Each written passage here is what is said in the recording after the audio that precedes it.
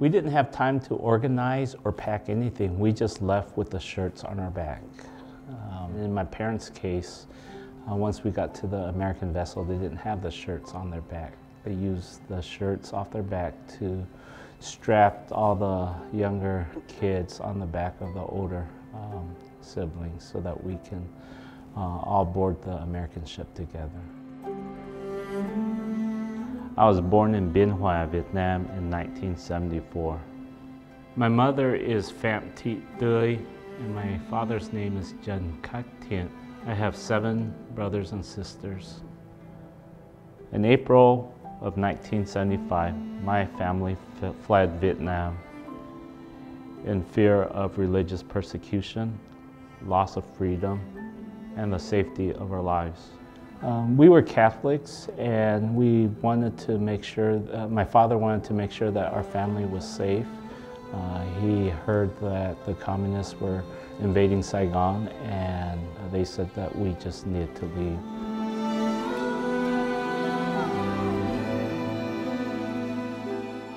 My great uncle lived in Vũng Tàu, and he was the one who had all the information on what was going on, and he mainly was the one who formulated the strategy to leave, and he was the one who negotiated the price with the boat captain on how much each person was to pay. My parents didn't have the money to pay the boat captain, and my grandfather was gonna just ask us to stay behind. But thankfully, my uncle Nang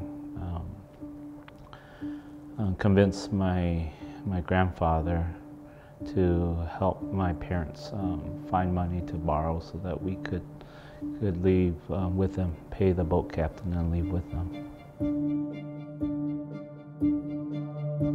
It was just a wood boat, and I think there might have been 30 people on the boat. And we went out to sea looking for an American ship. When we finally found the American ship, there were hundreds, maybe thousands of Vietnamese crowding the ladder that would allow us to board the ship.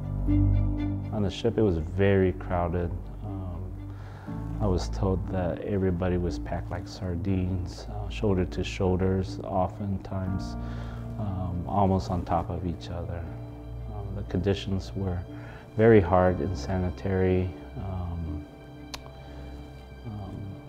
limited access to restrooms, and they didn't have enough food for everyone. My sister remembers lining up for rations of food, and she was only able to get a handful of rice about this size, and that was supposed to be enough for the entire family. We were starving, and but there was nothing that we could do about it. We spent about 3 days, maybe up to a week at sea, not knowing where we were going. We eventually docked in Guam, and we stayed at a refugee camp in Guam, awaiting processing to enter the United States.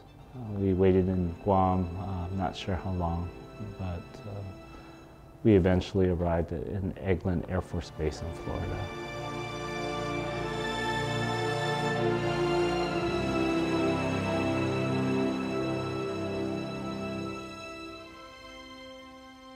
I think that if there was one piece of information that was missing, or my father hesitated for just 1 second, or maybe decide to go home and pack for the trip, I would not be in the United States today.